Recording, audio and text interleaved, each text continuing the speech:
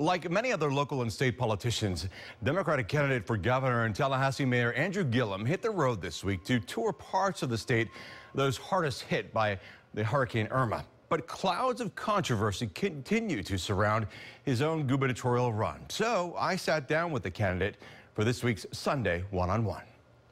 All right, so on the campaign trail, you've been described as magnetic. You talk about basically how you were brought up poor and how you've become a self-made man. You're generating a lot of enthusiasm at the candidate forums, and you've won a lot of endorsements. So how is the campaign? How confident are you in the campaign right now? Yeah, I mean, I feel good. We're about a year out from Election Day.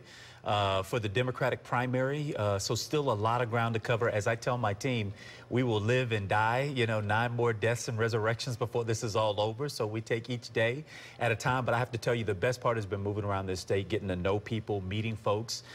Just yesterday over in St. Pete, as folks were still recovering from the storm.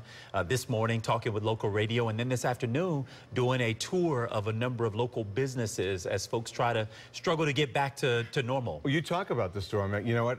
Let's talk about Governor Scott. Do you think Governor Scott is doing or has done enough for Floridians? And if not, what would you do? Is there anything else you would do? Well, I tell you, I got to give the governor credit. Prior to the storm, he was crisscrossing the state of Florida and every part of the state, helping to get people ready and prepared for the storm. Post, obviously, the storm is a different story. I mean, it's the recovery is a challenge always.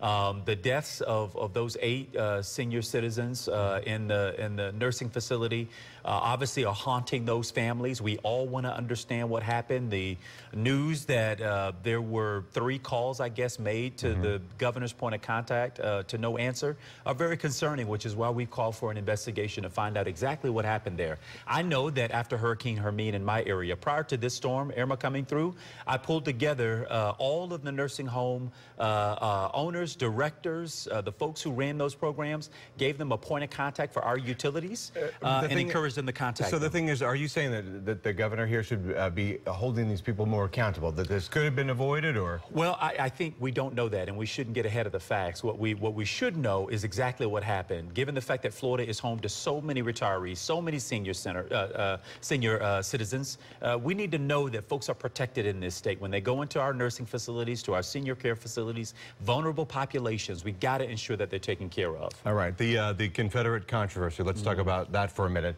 The deadly confrontation in Charlottesville, Virginia. Let's see, the call to remove statues and monuments commemorating these Confederate leaders.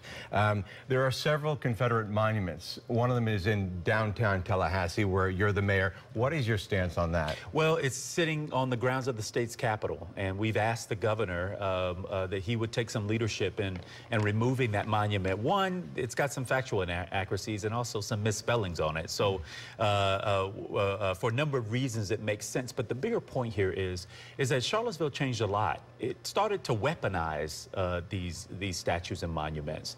I don't believe in whitewashing history. We got to remember what happened. We ought to know what happened. We ought to know the names of the folks who were involved in what happened. But it needs to be put into its proper context. They belong in museums. They belong in our history books. They belong as important lessons that we teach each other. I don't want my kids, generation from now, having to fight the same battle that we're fighting today. Symbols that send them signals that they are less than, or remind them of some inadequacy. But it's stood there, but they've stood there for so long. Of course, and unfortunately, they haven't always been weaponized the way that they have been of recent. Now you've got them as battle cries, rallying cries for white supremacists and neo-Nazis that have decided that these symbols now are fueling a rise of, in my opinion, and I think it's pretty well noted at this point, of neo-Nazism, a far-gone era in this country. And we need the president to stand up. We need the governor to stand up. We need all leaders to say, you know what? Its time has come and it's gone, and we ought to remember them in their proper context, which is in history and not as places of glorification. All right, climate change. Basically, the critics of the governor say that he has essentially ignored it. Now we've seen Irma, we've seen Harvey in Texas.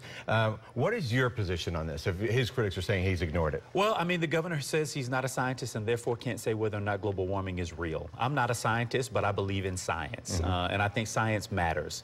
Global warming is absolutely real, and sea level rise is completely real, and something that we in this state have to confront probably more than any other state out of the total 50, right? Because the majority of the states below sea level. Rising seas in this state mean threats to people and to property. And we need a governor who says, one, that they believe in science, and two, creates the kind of commitment from this state that we're going to do something about it. In fact, I think we should be teaching the rest of the world what it means to have to deal with climate change and sea level rise, real and in person. And I think there's an economy in dealing with it as well. I've got 1 minute, and I've got 2 questions, and I'll make my questions quick. Okay. The last time we had a Democratic governor back in 1998, and Republicans have been in office ever since, obviously. You've said that you were a clear choice and not, quote, Republican light. You're offering something different. What is it that's different? Well, 15 seconds. I think, one, I have an authentic story and an authentic experience of growing up in this state. Two, I'm in touch with the everyday experiences of people in the state of Florida, and we deserve a governor who isn't just got a famous last name or just can write their own check to become governor, who's representing the everyday interests of this state, and I believe I'm that candidate. Okay, so lastly, here's the last question. Former Florida Democratic Party Chairwoman Allison Tent, right, a longtime friend of yours, I believe 15 years, says you're genuine, you see what you see is what you get, that you understand the challenges working families face. What are those challenges? I think 46% of the folks in this state that say that they cannot make ends meet at the end of the month. They can't pay their bills based off the jobs that they're offered in this state. We need an economy that starts to work for people again in the state of Florida, and it requires a governor who has a North Star of where we want to take this state, and I'm that guy. Democratic candidate for governor, Andrew Gillum. Yeah. We appreciate you coming back to the studio today. Good to be with you.